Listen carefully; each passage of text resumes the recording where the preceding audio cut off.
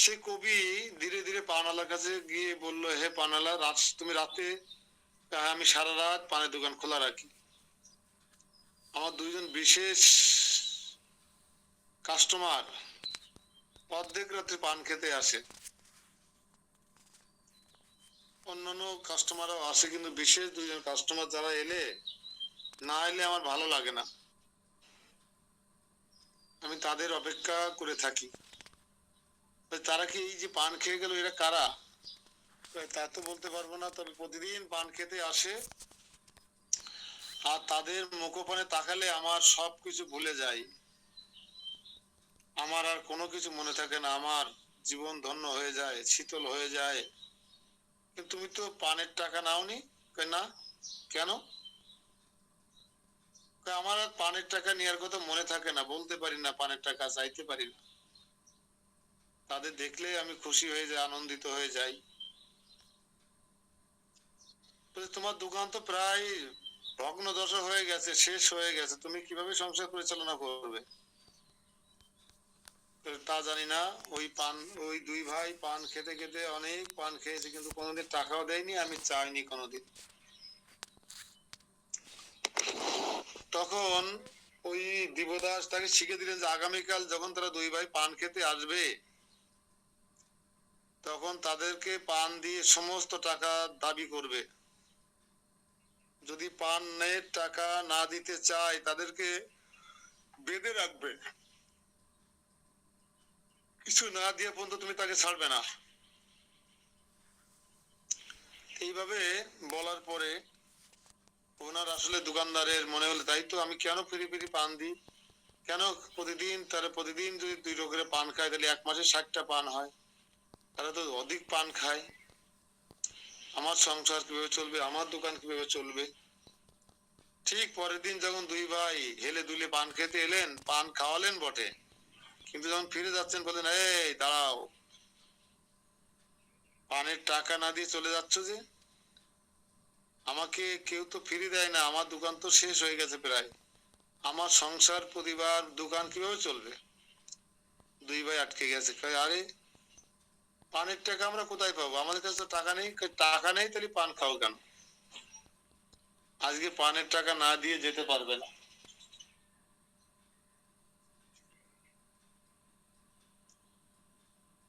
তো দেখো, আমাদের কাছে কোনো টাকা পয়সা নেই, তো আগে যদি বলতে আমরা চেষ্টা করে দেখতাম, আজকে তো দিতে পারবো না, কালকে পানের টাকা দিয়ে দেবো। বলছে, না, তা হবে না, পানের টাকা দিয়ে যেতেই হবে। তুমি দেখো, আগামীকালকে যখন সকালবেলায় জগন্নাথ মন্দিরের দ্বার উন্মোচিত হবে, তুমি সেখানে গিয়ে প্রধান পান্ডাকে বলবে যে আপনার দুই ছেলে পান খেয়ে এসছে, সমুদায় টাকা, আজ পর্যন্ত যত টাকা বাকি হয়েছে সব টাকা পরিশোধ করে দিতে বলবে। জায়গাটা আশ্বস্ত হয়ে যখন প্রধান পান্ডার ছেলে পরিচয় দিয়ে, তখন তার কথা বলা চলে না, তাদেরকে ছেড়ে দিয়েছেন। পরদিন সকালে,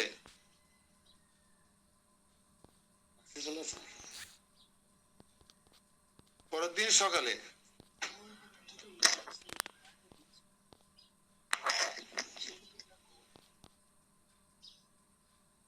পরের দিন সকালবেলায় যখন এসে প্রধান পান্ডার কাছে এসে পানালা সমস্ত বৃত্তান্ত খুলে বললেন, তখন ওই ছেলেদের বর্ণনা করলেন, ওনার তো কোনো ছেলে নেই। তাকিয়ে দেখে জগন্নাথ আর বলদেবের মুখে পানের সেই পান খাওয়া যে লাল টকটকে যে চিহ্ন রয়ে গেছে। তখন বুঝতে বাকি রইল না, যথেষ্ট ধন সম্পদ সেই পানালাকে দান করলেন। তুমি কাদেরকে পান খাইয়েছো জানো? তোমার জীবন সার্থক হয়ে গেছে। তোমার কাছে যে ভগবান জগন্নাথ বলতে পান খেতে যায়, তা যদি জানতাম, তাহলে পান তো আমি ভোগ নিবেদন করতে পারতাম। জগন্নাথ, তোমার পান সিদ্ধি খাওয়ার এত শখ হয়েছে আমাকে বলতে। সেই দিনের পর থেকে জগন্নাথের মন্দিরে সম্পন্ন ভোগের সাথে পানের খিলি ভোগ লাগানো হয়। তুমি যখন জানতে পারলেন সে পানওয়ালা যে আমার পান স্বয়ং প্রভু জগন্নাথ তার বলদেব গ্রহণ করেন, তিনি আর টাকা নিতে অস্বীকার করলেন। কিন্তু তারপর বললেন, না, তোমার পানের দোকান সুন্দর সাজানোর জন্য তো অর্থের প্রয়োজন, নাও, এখন থেকে তুমি জগন্নাথকে ফ্রি পান খাই। সেই থেকে যতদিন বেঁচে ছিলেন সেই পানওয়ালা জগন্নাথের ভোগের পান সরবরাহ করতেন। এখনো জগন্নাথ দেবের মন্দিরে জগন্নাথের ভোগের সঙ্গে পান ভোগ লাগানো, আমাদের মন্দিরে মদন মোহনকে ভোগ লাগানোর সময় পানের খিলি দেওয়া হয়। নিত্যানন্দ পান খেতেন,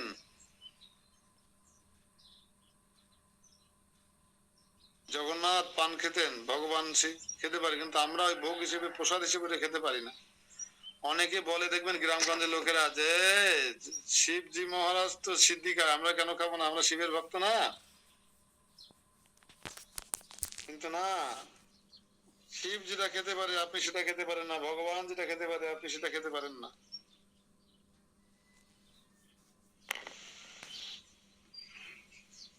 পারেন না, সিদ্ধি খেতে পারেন না, পান খেতে পারেন না। আমাদের মন্দিরে পানগুলো খায় শোভা মাতাজির মা, এক বুড়ি মা আছে আমাদের, বুড়িমা অনেক বয়স, 115 বছর বয়স, উনি এই পানগুলো খায় মন্দিরের। হরে কৃষ্ণ। তো এখন আমরা চলে যাব, সবাই ধীরে ধীরে আসবেন। আমিও প্রথম আসলাম আজকে, আমি কখনো গোপীনাথকে দর্শন করার সুযোগ হয়নি। আপনাদের অপার করুণায় কৃপায় আমি আজকে গোপীনাথকে দর্শন করবো। সবাই লাইন দিয়ে আসবেন, সবাই যেন বুঝতে পারে আপনারা ভক্ত। আচার আচরণে চলনে বলনে কথাবার্তায় আচারে ব্যবহারে সব বিষয় যেন বুঝতে পেরে যায় যে আপনারা বাংলা থেকে এসেছেন পরম ভক্ত। সবাই ধীরে ধীরে গোপীনাথকে দর্শন করবেন। এখানে একটু প্রণামী দেবেন। গ্রামের মধ্যে একটা মন্দির, এখানে আয়ের কোনো সোর্স নেই, ভক্তদের দেহ প্রণামী থেকে ভগবানের সেবা পূজা চলে।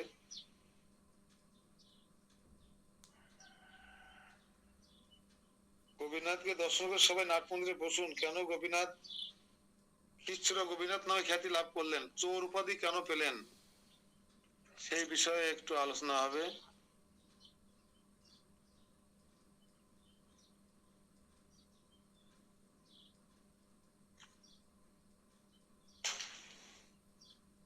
তো আপনারা আমাদের গুরু পরম্পরা ধারায় মাধবেন্দ্র পরিবাদের নাম উৎসর্গণ করেছেন নিশ্চয়ই। তুলাও, তুলা আছে না, শিমুল তুলা, এটাও দণ্ডে পরিমাপ করা যায় কিনা? শিমুল তুলাও দণ্ডে পরিমাপ করা যায়, কিন্তু মাধবেন্দ্র পরিবাদের ভক্তি, তার তপস্যা কোনো কিছুর সঙ্গে তুলনা করা যায় না। একবার এই মাধবেন্দ্র পরিবাদ আমাদের গুরু পরম্পরা ধারায় কোথায় আছে জানেন? কেউ বলতে পারবেন?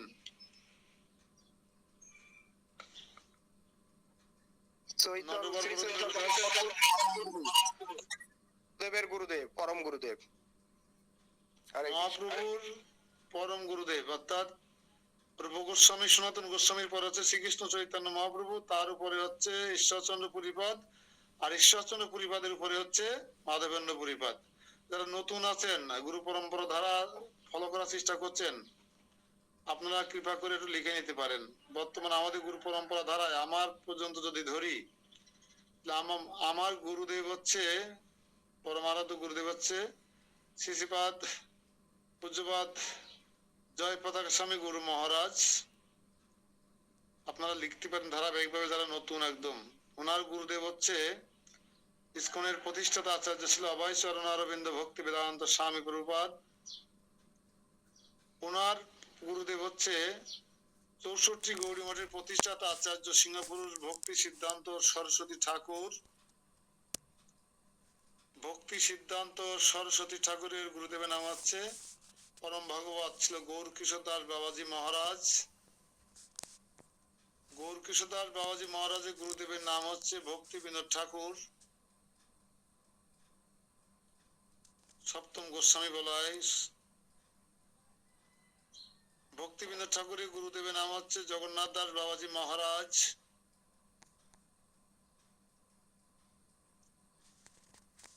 জগন্নাথ দাস বাবাজি মহারাজের গুরুদেবের নাম হচ্ছে কি আছে আমাদের ধারায় যেন, বিশ্বনাথ চক্রবর্তী ঠাকুর। হ্যাঁ হ্যাঁ, বিশ্বনাথ চক্রবর্তী ঠাকুর। বিশ্বনাথ চক্রবর্তী ঠাকুর গুরুদেবের নাম হচ্ছে নরোত্তম দাস ঠাকুর। নরোত্তম দাস ঠাকুর। নরোত্তম দাস ঠাকুরের উপরে আছেন চৈতন্য চৈতামৃত রচয়িতা কৃষ্ণদাস কবিরাজ। কৃষ্ণদাস কবিরাজের উপরে আছেন রূপ গোস্বামী, সনাতন গোস্বামী, না সরি, রঘুনাথ দাস গোস্বামী। রঘুনাথ দাস গোস্বামীর উপরে আছে রূপ গোস্বামী, সনাতন গোস্বামী, দুই ভাই যৌথ। রূপ গোস্বামী, সনাতন গোস্বামীর উপরে আছেন শ্রীকৃষ্ণ চৈতন্য মহাপ্রভু, আমাদের কলিযুগের এই বিশ্বম্ভার জগতের ভাজিন বহন করছেন মহাপ্রভু, স্বয়ং ভগবান। আর এই ভগবান গৌরচন্দ্র গৌরাঙ্গ মহাপ্রভুর গুরুদেব হচ্ছে ঈশ্বরচন্দ্র পুরীপাদ, যিনি যার কাছে হরিনাম দীক্ষা নিয়েছিলেন বিহারের সেই হরিদ্বার থেকে।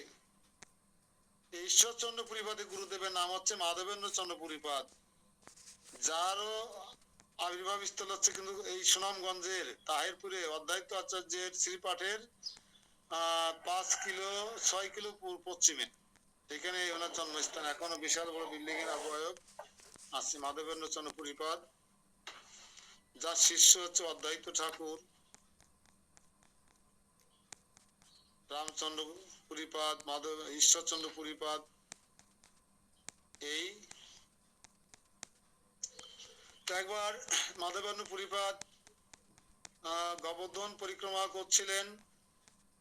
গিরি গোবর্ধন পরিক্রমাকালে তার মনে অনেক আনন্দ, নৃত্য কীর্তন করে অপর বেলায় যখন এসে ঠিক যেখানে এখন গোবিন্দ কুণ্ড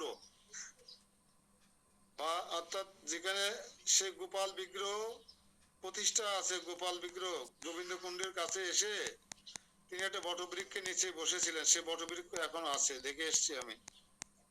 সেদিন বলছিলাম অপরূপ সুন্দর সুশীতল একটা জায়গা, কিন্তু এই জায়গা দিয়ে কেউ পরিক্রমা করে না, ভক্তরা অভক্তরা করে। কেন? মহাপ্রভু নিজে নিষেধ করে গেছেন গিরি গোবর্ধনে না চড়তে বা তাকে যেন চরণ স্পর্শ না করতে। গিরি গোবর্ধনে চড়া নিষেধ। গিরি গোবর্ধন পর্বত আর স্বয়ং ভগবান শ্রীকৃষ্ণ অভিন্ন, তাই তার পাদদেশ দিয়ে গেলে আপনি যদি গোবিন্দ কুণ্ডের পাশ দিয়ে পরিক্রমা করেন, অনেক শিলাখণ্ড অর্থাৎ এই গিরি গোবর্ধনের শিলাখণ্ড আপনার পায়ের তলে পড়বে।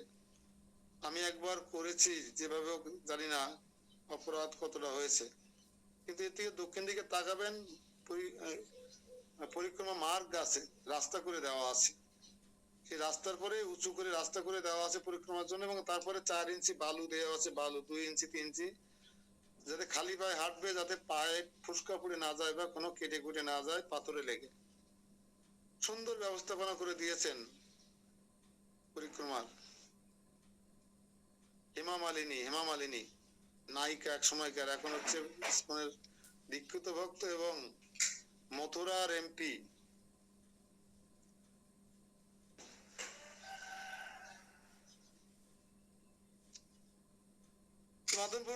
মাধবানুচরী চন্দ্র পুরীপাদ এখানে বসে ভাবছেন, হে রাধারানী, আজকে সারাদিন তো কিছু খাওয়া হয়নি, অভুক্ত আছি। আমি যদি আজকে কোনো কারণে অভুক্ত থাকি, তাহলে আপনার দেওয়া আশীর্বাদ জগতে মিথ্যা প্রমাণিত হয়ে যাবে। পোড়া পেট, ধিক্কার জানাই তোমাকে। আপনারা জানেন অনেকে যে মাদকরি করে খেতেন না, মাধবেন্দ্র পুরীপাদ অযাচিত বৃত্তি গ্রহণ করেছিলেন।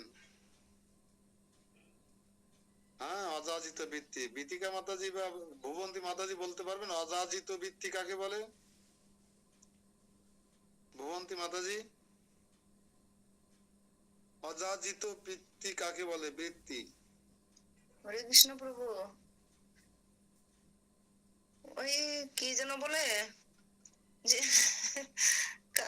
কারো কাছে ভিক্ষা না আছে জীবন যাপন করা প্রভু। ঠিক আছে, মানে কারো দুয়ারে ভিক্ষা মেঘে খেতেন না। যদি কেউ নিজে থেকে কিছু দিতেন তাহলে খেতেন, না হলে তিনি উপহার যেতেন। কিন্তু আজকে তো উপহার যাওয়া চলবে না, কারণ রাধারানীর আশীর্বাদ আছে বৃন্দাবনে। কোনো জীব অভুক্ত থাকবে না।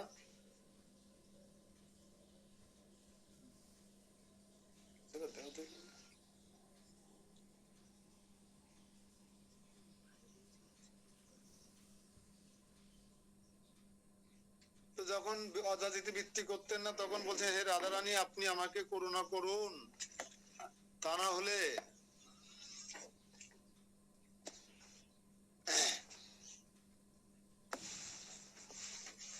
আমি যদি অভুক্ত থাকি তা আপনার দেওয়া আশীর্বাদ আজকে আজকে সব মিথ্যা প্রমাণ হয়ে যাবে।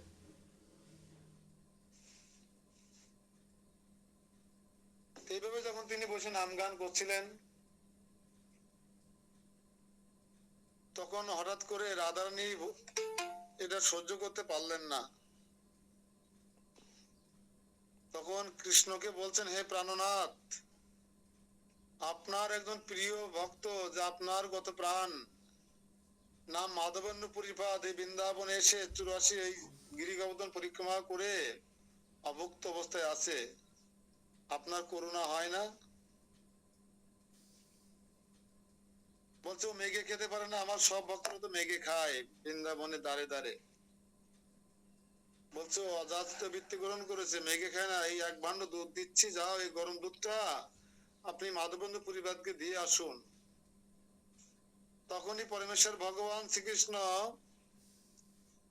একজন রাখাল বালক বেশ ধারণ করে হাতে যষ্টি নিয়ে সেই বটবৃক্ষের পিছন দিকে গিয়ে বলছেন পুরী মাধবেন্দ্র পুরী।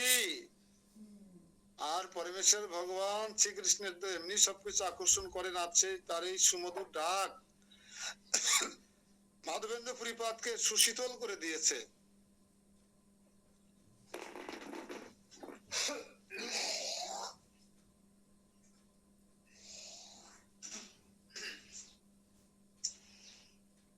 তখন মাধবেন্দ্র পুরীপাদ বলছে মাধবেন্দ্র পুরীপাদ যে আমার নাম এই বৃন্দাবনে তো কারো জানার কথা নয়, হয়তো অন্য কোনো মাধবেন্দ্র পুরীপাদ আছে, তাকে হয়তো ডাকছে কেউ, কিন্তু তার ডাক এত সুমধুর সুশীতল যে আমার সারা শরীর শিহরণ জেগে যাচ্ছে। আমি আপ্লুত কেন হয়ে যাচ্ছি। তখন সামনে এসে বলছে হে মাধবেন্দ্র পুরীপাদ আমি তোমাকেই ডাকছি, তুমি অভুক্ত থাকো কেন, তুমি এই নগরে মেঘে খেতে পারো না?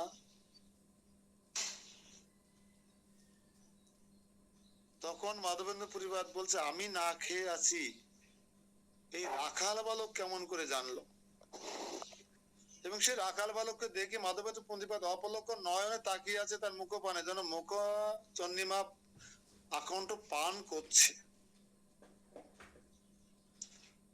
মাধবেন্দ্র পরিবার বলছে এত সুন্দর মুখমণ্ডল আমি কখনো আজ পর্যন্ত দর্শন করি না। কে তুমি বালক, কে তুমি? আর আমি যে ক্ষুধার্ত তুমি কি করে জানলে? পাশে ধরা পড়ে যায় এই ভয়ে কৃষ্ণ বলছে না না না না না, আমি কেন জানতে যাব, আমার কি দায় পড়েছে, আমি রাখাল বালক, আমার সন্ধ্যা হয়ে গেছে গাভীগুলো ফেরাতে যাচ্ছি, তাই ওই যে পুকুরে যে মাতা যে মহিলারা স্নান করছে ওনারা বলছিলেন যে দেখো হে রাখাল বালক তুমি যাচ্ছ ওইদিকে, ওই ওখানে বসে আছে, ওনার নাম হচ্ছে মাধবেন্দ্র পুরীপাদ, উনি অভুক্ত আছে, ওনাকে দুগ্ধ ভাণ্ডারে দিয়ে তারপর তুমি যাও, তাই নিয়ে এলাম। আমার কি দায় পড়েছে দুধ নিয়ে ঘুরে বেড়ানো, আপনাকে দেওয়া, আমি আপনাকে চিনি না বাবা, জানি না।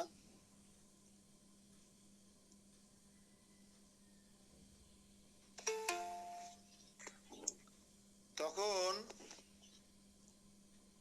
দুগ্ধ ভাণ্ডু দিয়ে বলছে আপনি দুধটা পান করে ভাণ্ডুরা রেখে দেবেন, আমি আসার সময় ভাণ্ডুরা নিয়ে যাব। এই বলে মাধবেন্দ্র পুরীর পাদের হাতে ভাণ্ডুরা দিয়ে ভগবান শ্রীকৃষ্ণ রাখাল রূপী শ্রীকৃষ্ণ গাভী চড়ানোর নাম করে তাড়ানোর নাম করে আদেশ অন্তর্ধান লীলা করলেন। আর যতক্ষণ দর্শন করা গেল ততক্ষণ মাধবেন্দ্র পুরীপাদ এক নয়নে চেয়েছিলেন। তারপর মাধবেন্দ্র পুরীপাদ ক্ষুধার্ত ছিলেন, তৃষ্ণার্ত ক্লান্ত ছিলেন, সে দুধের ভাণ্ড যখন তার অধরে ঢেলে দিয়েছেন তার সমস্ত শরীর সুশীতল হতে হতে যাচ্ছে, পারদ নেমে যাচ্ছে শরীর থেকে মনে হয়। কেন, এটা তো ভগবান শ্রীকৃষ্ণের হাতের স্পর্শ পাওয়া রাধারানীর দেওয়া দুধ, এটা দুধ বলা যাবে না, অমৃত। পান করার পরে মাধবেন্দ্র পরিবার ভাবছেন এই দুধ তো আমি অনেকবার পান করেছি, কিন্তু আজকের দুধটা এত সুন্দর এমন লাগছে কেন, যে দুধ তো পান করার পরে আমার মধ্যে এমন কেন হচ্ছে, আমার মধ্যে অষ্টসাথী বিকার কেন এসে যাচ্ছে, আমি কেন পুলকিত শিহরিত হয়ে যাচ্ছি, কে এই বালক? এ তো সাধারণ কোনো বালক নয়, এ তো সাধারণ কোনো দুধ নয়। আমি এখন অপেক্ষা করে থাকবো কখন সেই বালক আমার কাছে দুধের বান্ড নিতে আসবে। আমি তার পরিচয় জানতে চাইবো, আমি তাকে জিজ্ঞাসা করব, কে তুমি যুবক, কে তুমি বালক, পরিচয় দাও। এইভাবে মাধবেন্দ্র পরিপাদ অধিক রাত পর্যন্ত জেগে রইলেন, আসলেন না। মাঝ রাতে মধ্যরাতে যখন শুনশান নীরবতা, মাধবেন্দ্র পরিপাদের একটা নিদ্রা মতো এলো, তখন পিছন দিকে আকাশবাণী হচ্ছে, মাধবেন্দ্র, মাধবেন্দ্রপুরী, তুমি আমাকে চিনতে পারলে না? মাধবেন্দ্রপুরী, এত কাছে এলাম আমি তোমার, তাও তুমি আমাকে চিনতে পারলে না? আমি তোমার পরম আরাধ্য, তোমার তপস্যা আরাধ্য সেই সর্ব আকর্ষক পরমেশ্বর শ্রীকৃষ্ণ আমি, তুমি আমাকে চিনতে পারলে না? মাধবেন্দ্রপুরী, তুমি দুঃখ করো না, আমি যা আদেশ করি সেই আদেশ শ্রবণ করো। তোমার সামনে এই পাহাড়ের মধ্যে আমি কাঠ পাথরের নিচে চাপা পড়ে আছি, জবনদের ভয়ে আমার পূজারীরা এখানে লুকিয়ে রেখে পালিয়ে গেছে। আমি দীর্ঘদিন কাঠ পাথরের নিচে চাপা পড়ে আছি, আমাকে উদ্ধার করে আমার অভিষেক করো, শিবা পূজার ব্যবস্থা করো, আমি ক্ষুধার্ত। এইভাবে স্বপ্নে আদিষ্ট হয়ে মাধবেন্দ্র পরিবার ঘুম থেকে উঠে প্রচুর পরিমাণে ক্রন্দন করতে লাগলেন, বুক চাপড়াতে লাগলেন, এইভাবে যে আমি কি হতভাগা, যে আমার আরাধ্য ভগবান কৃষ্ণচন্দ্রকে সামনে পেয়েও আমি তাকে চিনতে পারলাম না। হে পুরা পেট, ধিক্কার তোমাকে, হে ক্ষুধা, ধিক্কার জানাই তোমাকে, তোমার জন্য ভগবান আজ আমার জন্য ক্ষীর বহন করে আনতে বাধ্য হয়েছেন, দুগ্ধ বহন করে আনতে বাধ্য হয়েছেন। আমি ভগবানকে সেবায় লাগিয়েছি, আমার সেবা, আমি কি ভগবানের সেবা করব? ভগবান আমার সেবা করছে, লজ্জা লজ্জা লজ্জা, ধিক্কার তোমাকে। কিন্তু ভগবান তো বলে দিয়েছেন, আপনাদেরকে মনে আছে নবম অধ্যায় 22 নম্বর শ্লোকে, অনন্ত চিন্তায়ন্ত মাম যে জনা উপজ্জপাসতে নিত্যম অভিযুক্ত, কি জানো, যেসাম তেসাম নিত অভিযুক্তানাম যোগ ক্ষেম বহমি অহম, যে সর্বক্ষণ আমার চিন্তায় মগ্ন থাকে, আমার নিষ্পলক সেবা করে, আমি তার অপ্রাপ্ত বস্তু মাথায় করে বহন করে নিয়ে যাই আর প্রাপ্ত বস্তু সংরক্ষণ করি। মাধবেন্দ্র পরিবাদের মতো ভক্ত যাকে তুলাও দণ্ডে পরিমাপ করা যায়, কিন্তু মাধবেন্দ্র পরিবাদের ভক্তি তো কোনো পরিমাপ করা যায় না। সেই ভক্ত যখন অভুক্ত থাকবে, সংকটে থাকবে, ভগবান না এসে পারে। মাধবেন্দ্র পরিবার বাকি রাতটা ঘুমাতে পারলেন না,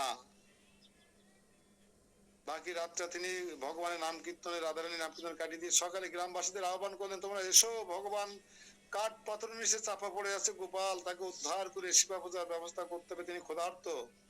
আর মাধবেন্দ্র পরিবারের আহ্বানে সারা দিয়ে সমস্ত গ্রামবাসী খুন্তা কোদাল দা বটি যা কিছু আছে নিয়ে এলেন। এসে অল্প একটু সে পাহাড়ে কাঠ পাথর খুঁড়তে বিশাল বড় গোপাল বিগ্রহ আবিষ্কার করে তাকে ধরাধরি করে নিয়ে এই গোবিন্দ কুণ্ডের উপরে, এই পাহাড়ে গিরিবর্ধন পাহাড়ে পরে রাখলেন, এবং যমুনা থেকে জল নিয়ে এসে শত সহস্র কোটি জল নিয়ে এসে তাকে অভিষেক করালেন। আর সেই অভিষেক করা জল গড়িয়ে গড়িয়ে যেখানে পড়েছিল সেখানে বিশাল গর্তের সৃষ্টি, জলাশয়ের সৃষ্টি হয়েছিল, সেই জলাশয়টা এখন গোবিন্দ কুণ্ড নামে পরিচিত। যায় গোবিন্দ কুণ্ড কি, এই গোবিন্দ কুণ্ড হচ্ছে ভগবানের অভিষেক করা বা অভিষেক করা সেই অমৃত জল। এই যেখানে যাবেন, স্নান করবেন এবং এই সেই জল পান করবেন। আমি স্নান করার সৌভাগ্য হয়েছিল, অনেক সুশীতল জল সুন্দর ঘাট করে দেওয়া আছে এবং সেই জল নিয়ে এসেছিলাম। পরবর্তীকালে ভগবানকে শৃঙ্গার করিয়ে সুন্দর পোশাক আদি পরিয়ে গ্রামবাসীকে বললেন, যাও তোমরা রান্না করে নিয়ে এসো, গোপালের ভোগ হবে। গোপাল ক্ষুধার্ত। গ্রামের পর গ্রাম যখন এই খবর পৌঁছে গেল, সারা গ্রামবাসী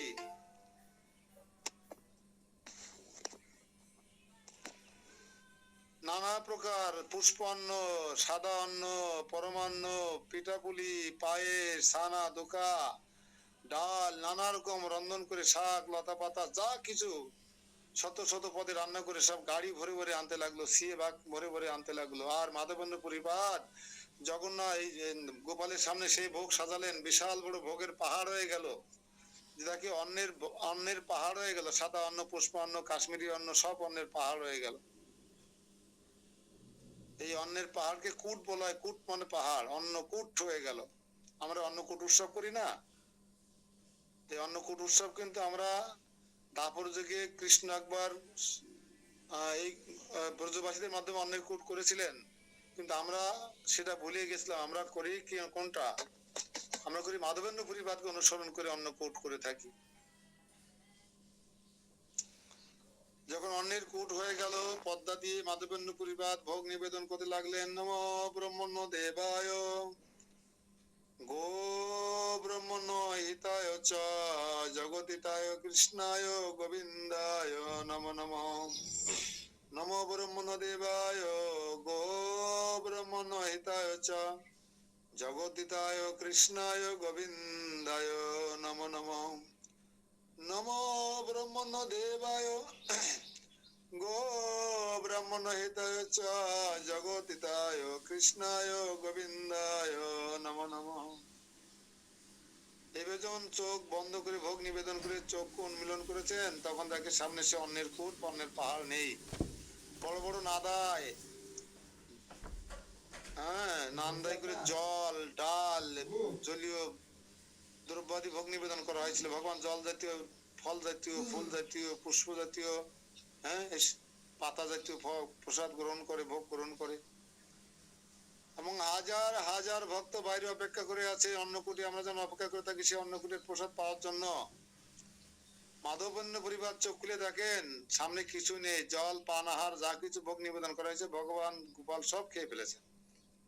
তখন মাধবেন্দ্র পরিবার আনন্দে উৎফুল্লিত হয়ে বলছেন, প্রভু আপনি যদি সব ভোগ গ্রহণ করেন, আপনার বাইরে হাজার হাজার লক্ষ লক্ষ ভক্ত অপেক্ষা করে আছে আপনার ভক্ত বৈশিষ্ট্য প্রসাদ গ্রহণ করবার জন্য। আপনি তাদের করুণা করুন। এবার চোখ বন্ধ করে যখন বাইরে গিয়ে, পর্দার বাইরে গিয়ে প্রার্থনা করছিলেন, আবার কিছুক্ষণ কীর্তন করার পর 3 তারিখ যখন পর্দা খুলে দেখেন আবার আগের মতো অন্নের কূট হয়ে গেছে পরিপূর্ণ ভাবে।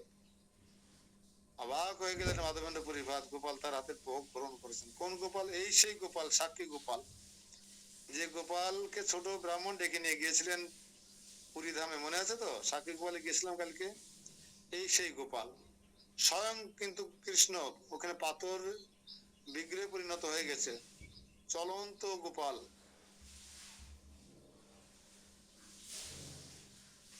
তো আপনারা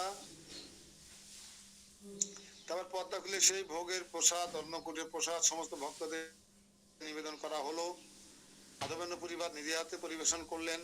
এখন সেই দিন থেকে প্রতি বছর আমরা অন্নকূট মহোৎসব করে থাকি। এই দামোদর মাসে মাধবেন্দ্র পরিবার 4 মাসের জন্য গিয়েছিলেন বৃন্দাবনে 84 কোষ পরিক্রমা করতে গিয়ে তার এই লীলা ঘটনা ঘটে গেল। ভগবান তার জন্য দুধ নিয়ে এলেন বইয়ে মাথায় করে। এই পূজার ভার বহন করতে লাগলেন নিজে। কিছু পূজারী, বাংলাদেশ থেকে যাওয়া 2 জন পূজারীকে তিনি দায়িত্ব দিলেন পূজারীর, গোপালের সেবা পূজার। কিন্তু একদিন গোপাল চৈত্র মাসে এই যে সামনে আসছে না চন্দন যাত্রার দিন, এরকম গরমের সময় গোপাল একদিন স্বপ্নে আদেশ করে বলছেন, মাধবেন্দ্র পুরী, আমি তো দীর্ঘদিন কাঠ পাথরের নিচে চাপা পড়েছিলাম, আমার গায়ে এই গরমে খুব জ্বালা হচ্ছে, তুমি মলয় পর্বত থেকে মলয় চন্দন নিয়ে এসে যদি লেপন করো আমার শরীরে, তাহলে আমি সুশীতল হয়ে যাব। তখন মাধবেন্দ্র পরিবার স্বপ্নে আদিষ্ট হয়ে তখন বিরুদ্ধ হয়ে গেছে যে আমি বিরুদ্ধ বয়সে 3,000-3,500 মাইল পথ পায়ে হেঁটে পাড়ি দিয়ে মলয় পর্বতে উঠে চন্দনের বোঝা নিয়ে কিভাবে আমি আবার বৃন্দাবনে ফিরে আসবো। পরক্ষণে তিনি ভাবছেন, পঙ্গুং লঙ্ঘয়তে গিরিম। আছে না একটা শ্লোক, কি যেন প্রথম থেকে?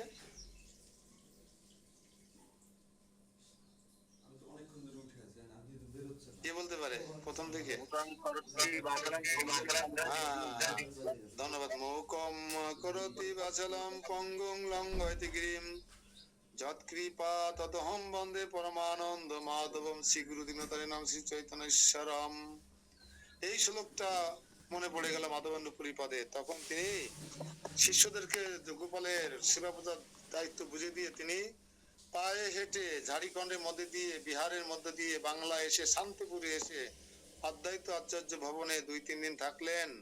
গঙ্গা তীরে বসে ভজন করলেন, অদ্বৈত আচার্যকে দীক্ষা দিলেন এবং এখনো সেখানে সেই পুরীপাদ যেখানে বসে সমাধি তপস্যা করেছিলেন সেখানে এখনো একটা সুন্দর মন্দির করা আছে। পাশ দিয়ে যে গঙ্গা এখন নেই, 15 কিলোমিটার গঙ্গা সরে গেছে এখান থেকে, 15 কিলোমিটার দূরে চলে গেছে গঙ্গা। শান্তিপুরের পাশ দিয়ে যে গঙ্গা প্রবাহিত হতো, সেখানে যে গঙ্গা ছিল সে নেতা এখনো বোঝা যায়, বিশাল বড় গঙ্গা নদীর সেই ধারা ছিল, সেখানে ভুট্টা চাষবাস হয় বোঝা যায়। তারপরে ওই পাশে গ্রাম, এই পাশে শান্তিপুর, মাঝখানে যে নদী ছিল গঙ্গা বোঝা যায়, এখনো স্পষ্ট বোঝা যায়। এবং প্রচুর বর্ষাকালের সময় সেটা জলে প্লাবিত হয়ে গঙ্গার রূপ ধারণ করে। তারপরে তিনি এই বাংলার মধ্য দিয়ে ভাগীরথী গঙ্গার ধরে তিনি মেদিনীপুরের মধ্যে দিয়ে যখন জাজপুরে পৌঁছালেন, এই গোপীনাথ মন্দিরে আমরা যেখানে আছি এখন, হ্যাঁ প্রভু যাচ্ছে হরি যাচ্ছে। বল। যখন এই গোপীনাথ মন্দির পৌঁছালেন তখন প্রায় সন্ধ্যা আরতি হচ্ছে। তিনি অনেক মনোমুগ্ধকর সন্ধ্যা আরতি দর্শন করে ওই মন্দিরে নেওয়া ছিল দ্বাদশ ভাণ্ড ক্ষীর ভোগ নিবেদন করা হতো ভগবান গোপীনাথকে। যখন পূজারী 12 ভাণ্ড ক্ষীর নিয়ে গোপীনাথকে নিবেদন করলেন, সেই ক্ষীরের ঘ্রাণ বা ক্ষীর দর্শন করে মাধবেন্দ্র পুরীপাদ মনে মনে ভাবছিলেন, আমি যদি ক্ষীরের ভোগ লাগানোর পরে এই প্রসাদ এতটুকু পেতে পারতাম তাহলে ক্ষীরের স্বাদ কেমন বুঝতে পেরে আমিও বৃন্দাবনে ফিরে গিয়ে আমার গোপালকে ক্ষীর ভোগ নিবেদন করতে পারতাম। পরক্ষণে বলছে, হায় ভগবান, ভোগ নিবেদন হলো না আর আমি ক্ষীর প্রসাদ পাওয়ার জন্য লালায়িত হলাম। ধিক্কার তোমাকে মাধবেন্দ্র পুরীপাদ, তোমার এই মন্দিরে থাকার কোনো অধিকার নেই, তুমি লোভী। তুমি ভগবানের ভোগ নিবেদন হওয়ার আগে তুমি খেতে চেয়েছো। এইভাবে তিনি সেই মন্দির ত্যাগ করে প্রসাদ না পেয়ে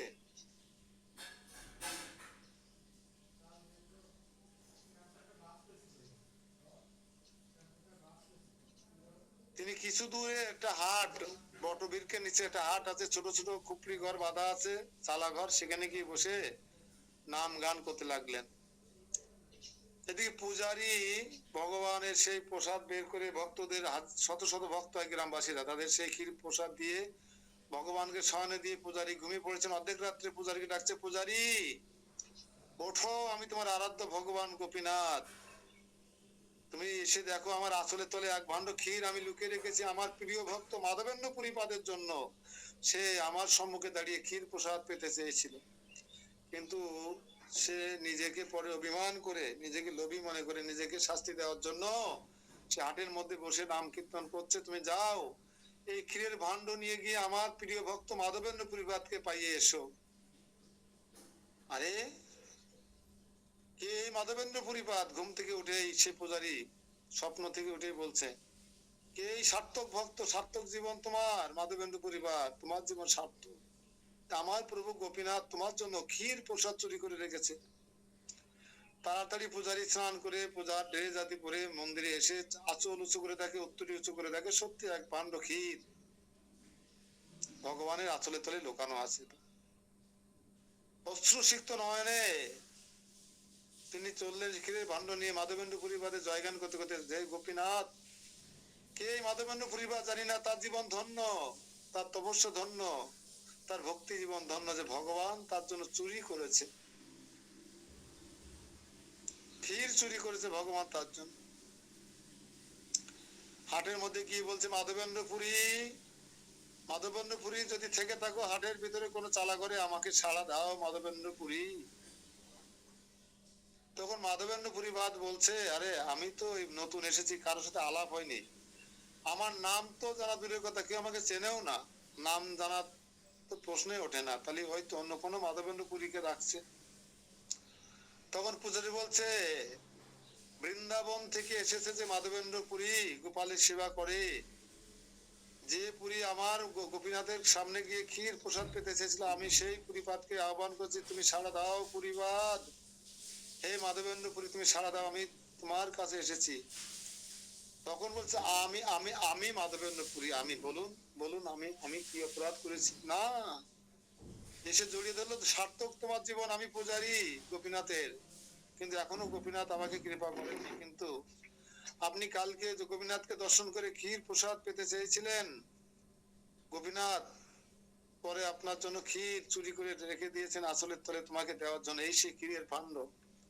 সবাই ক্ষীরের ভাণ্ড গ্রহণ করুন, আপনারা ক্ষীর প্রসাদ পান, ভগবান গোপীনাথের ক্ষীর। আপনার জীবন ধন্য, গোপীনাথ আপনার জন্য চুরি করেছে, কাল থেকে জগৎবাসী গোপীনাথকে চোর বলে রাখবে, চোরা ক্ষীর চোরা গোপীনাথ বলে ভূষিত হবে আপনার কৃপা করার জন্য। এই বলে রাজা প্রণাম করে কান্না করতে করতে চলে গেলেন সে পূজারী, আর মাধবেন্দ্র পরিপাদ সেই ক্ষীর গ্রহণ করলেন এবং বললেন আমি ভগবানকে আবার খাটালাম, পোড়া পেট, এত লোভ কেন তোমার? মাধবেন্দ্র পরিপাদ চিন্তা করলেন আমি যদি রাত্রি যাপন করি এখানে, সকালবেলা জানাজানি হয়ে যাবে যে ভগবান গোপীনাথ আমার জন্য ক্ষীর চুরি করেছে, গ্রামগঞ্জের হাজার হাজার ভক্ত লাইন দিয়ে আমাকে প্রণাম করবে, আমার জয়ধ্বনি দেবে, আমার যশ খ্যাতি বলবে, আমি সেটা সহ্য করতে পারবো না। তাই কাউকে কিছু না বলে রাতের মধ্যে ক্ষীরের ভাণ্ডটি, অনেকে নিয়ে যে পূজা করবে, নিয়ে যে চাড়াচাড়ি করবে, তাই নিজে সে ক্ষীরের ভাণ্ডটি ভেঙে টুকরো টুকরো করে আঁচলে বেঁধে নিয়ে চলে গেলেন। দেখেছেন, ভক্তের কাছে যশ খ্যাতি প্রতিষ্ঠা শুকরের বিষ্ঠার সমান। যশ খ্যাতি প্রতিষ্ঠা নেবে না বিদায় রাতের আধারে পালিয়ে গেলেন মাধবেন্দ্র পুরীপাদ জগন্নাথপুরীর দিকে। এখান থেকে যেতে 3 দিন 3 রাত লাগে জগন্নাথপুরীতে হেঁটে, মনে আছে? এই জাজপুরের বন্ধু মহন্তী তার 2 কন্যা পুত্রকে নিয়ে, স্ত্রীকে নিয়ে গেছিলেন বন্ধু জগন্নাথের কাছে, মনে পড়ে? এই সেই জাজপুর, 3 দিন 3 রাত লাগবে যেতে। মাধবেন্দ্র পরিপাদ যশ খ্যাতি প্রতিষ্ঠা পূজা লাভকে শুকরের বিষ্ঠার সঙ্গে তুলনা করে সেখান থেকে পালিয়ে গেলেন এবং সেই চারা, ক্ষীরের ভাণ্ডের চারা চাবাই চাবাই চিবিয়ে চিবিয়ে চিবিয়ে চিবিয়ে খেয়ে ফেলেছিলেন মাধবেন্দ্র পরিপাদ। কিন্তু ভগবান যদি কারো যশ খ্যাতি দিতে চায়, সম্মান দিতে চায়, তাহলে কারো সাধনে সেই সম্মান কেড়ে নিতে পারে। ইতিমধ্যে পুরীর পান্ডা সহ সমস্ত রাজা সহ সবাই জেনে গেছেন যে একজন ভক্ত পুরী ধামে আসছেন বৃন্দাবন থেকে, নাম মাধবেন্দ্র পরিপাদ।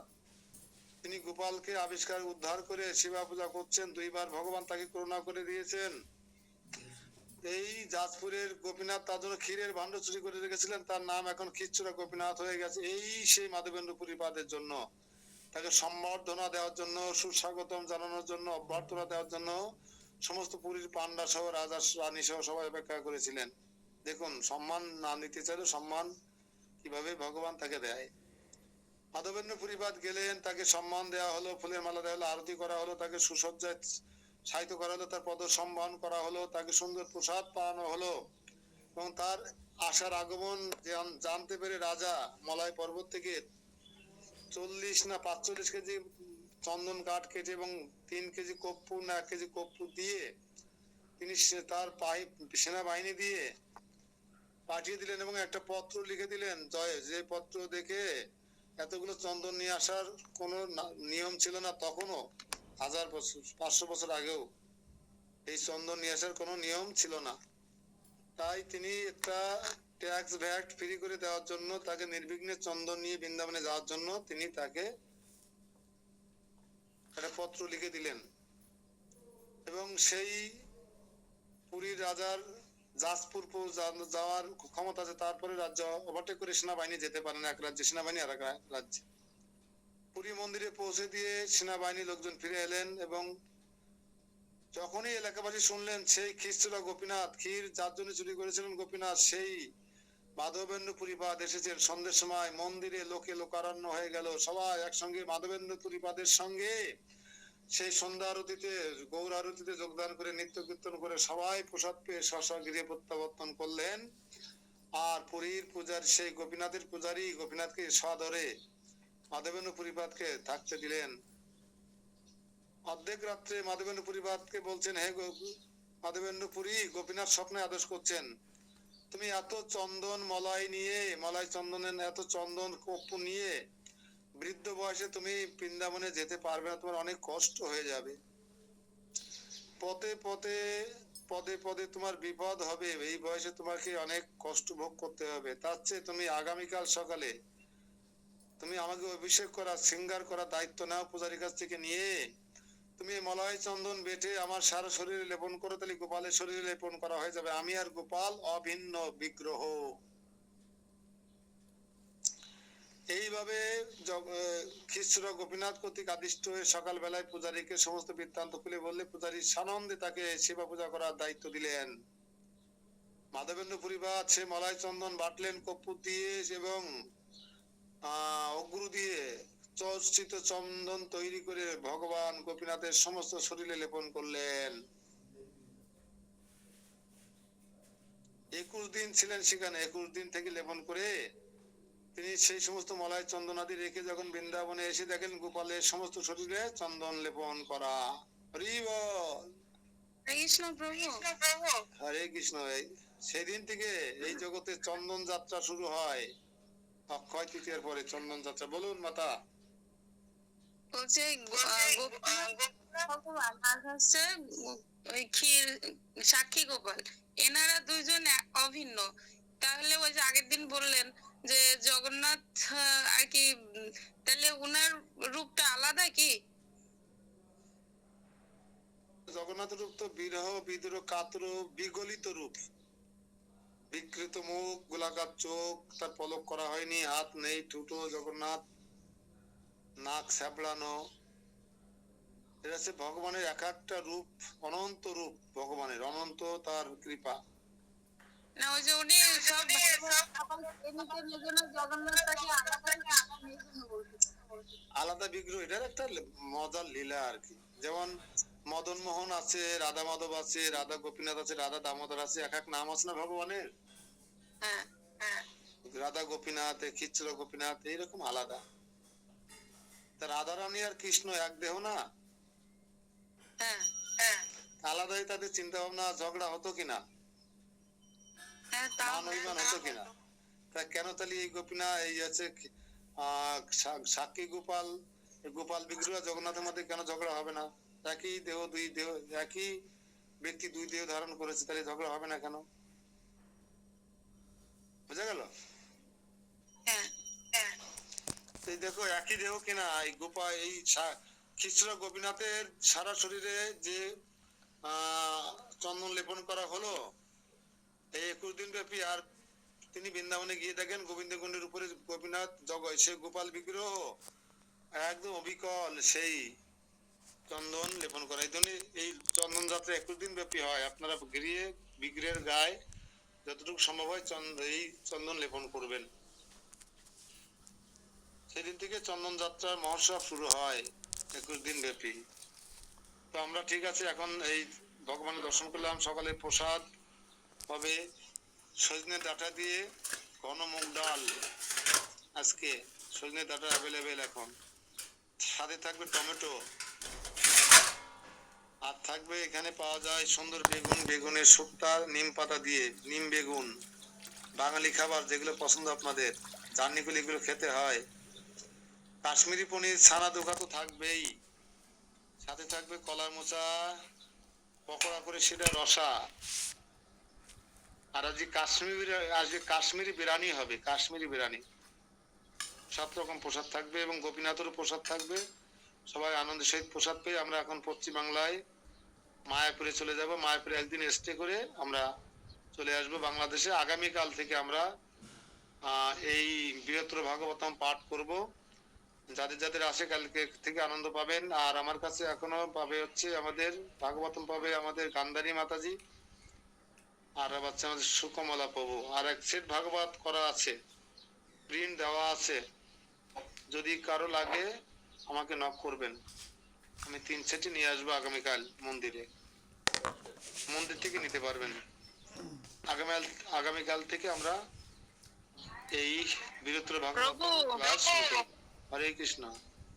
হরে কৃষ্ণ। বলছি রিম্পা একসাথে নেবে, টাকা পাঠায় দেবেন, নিয়ে আসবেন আর একটা বেশি করে। আচ্ছা ঠিক আছে, তাহলে তোমরা এসে নিয়ে যাবা। এই যে আচ্ছা আর সবাইকে মেম্বার একটু কালেকশন করতে পারো না পারো সেটা বড় কথা নয়, সবাইকে নেমন্তন্ন করো, নিয়ে আসবা গ্রামবাসীদেরকে রামসারা ধামে ওই দিন চেষ্টা করবা সবাইকে নিয়ে আসার জন্য। ঠিক আছে, আমরা এখানে আজকে এখন আমরা আবার ট্রেনে চড়বো। প্রসাদ পাওয়া শেষে সবাই সার্ভিস ঠিক মতো করুন। আজকে প্রসাদের স্পন্সর কে হবেন, সমস্ত প্রসাদের ব্যয়ভার শেষবারের মতো কে বহন করবেন? হরে কৃষ্ণ। পরিক্রমা চলতেছে। যারা চান্স পাননি তারাই তাদের সুযোগ দিতে হবে। টাকা পয়সা লাগে না তো, এই জন্য বারবার হাত তোলেন। দেখি এই সমস্ত ব্যয়ভার বহন করে নিয়ে আসবেন, পরশুদিন টাকা নিয়ে আসবেন, দেখবেন কি হাত তোলেন। হরে কৃষ্ণ প্রভু, হরে কৃষ্ণ। যে কখনো বৈষ্ণব সেবা দেননি এই পরিক্রমায় সেই হাত তুলবেন আজকে। আজকে প্রসাদ আমি দেবো। নাম ঠিকানা বলেন, আমরা প্রার্থনা করি। চৌগাছা বিশ্বজিৎ রায়। হরি বল। দেখছেন বিশ্বজিৎ রায় প্রথম এসেই যে বৈষ্ণব সেবার সুযোগ নিয়ে নিল। প্রণামীটা পরে দিয়ে দিন, আমি এখন খরচ মিটাই দিচ্ছি। বাংলাদেশে ফিরে প্রণামীটা দিয়ে দেবেন। আর পুষ্পমাতাজি যৌথভাবে দুইজন, পুষ্পমাতাজি তেরোখাদা আর চৌগাছার বিশ্বজিৎ প্রভু দুইজনে যৌথভাবে আজকে অনেক মেলা প্রসাদ লাখখানি টাকা খরচ আছে আজকে।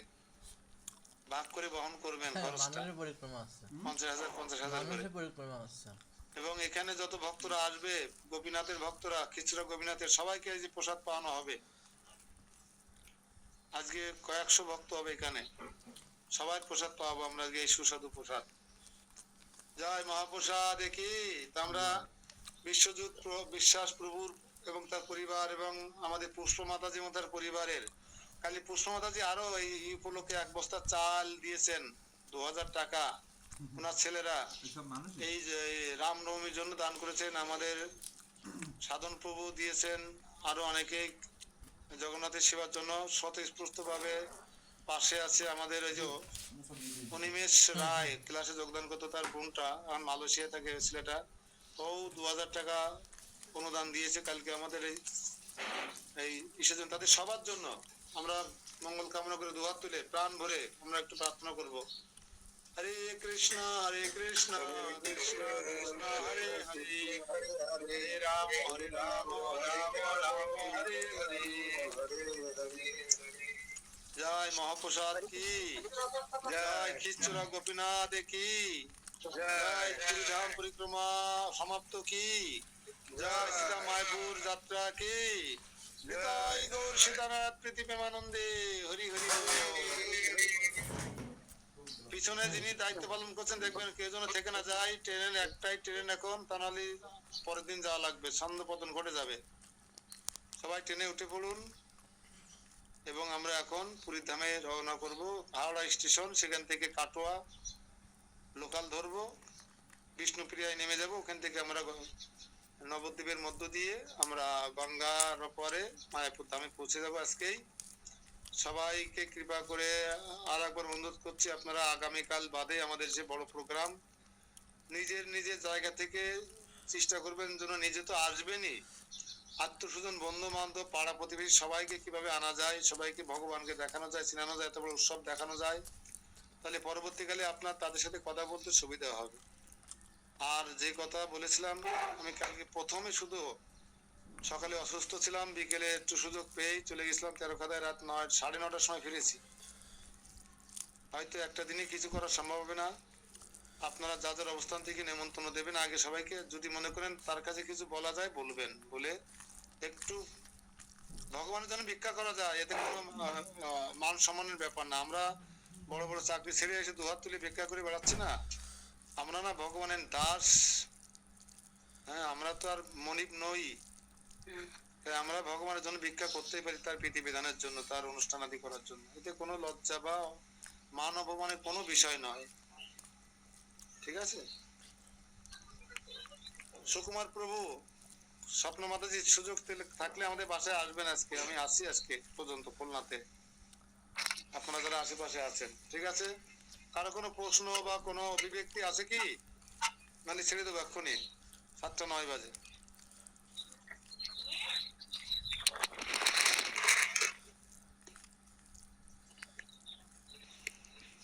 যদি কারো কিছু বলার থাকে বা প্রশ্ন থাকে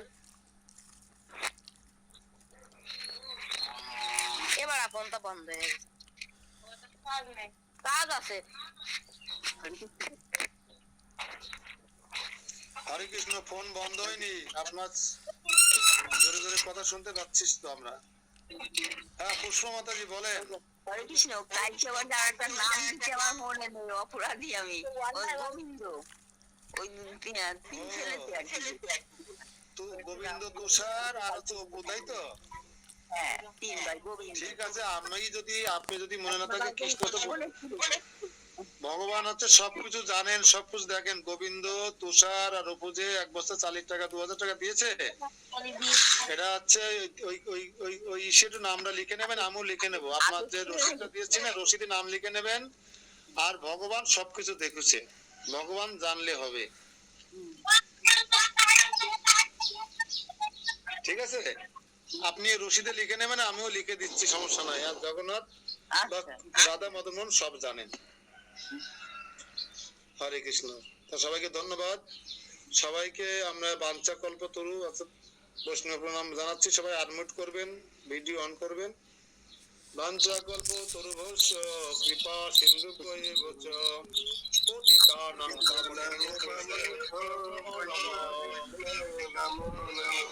জয় জয় অনন্তগুরি বৈষ্ণব বৃন্দ কি জয়।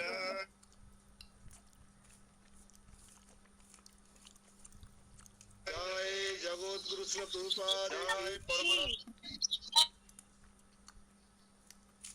ভক্তের পার্বতীকে মঙ্গল কামনা কি জয়। গৌর সীতানাথ প্রীতি প্রেমানন্দে হরি হরি বল। আজকে যারা পিছনে পড়ে গেছেন ক্লাসে জয়েন করতে, আগামীকাল কৃপা করে আপনারা 6টার মধ্যে জয়েন করবেন। আপনাদের চরণে আমার মিনতি রইল। হরে কৃষ্ণ।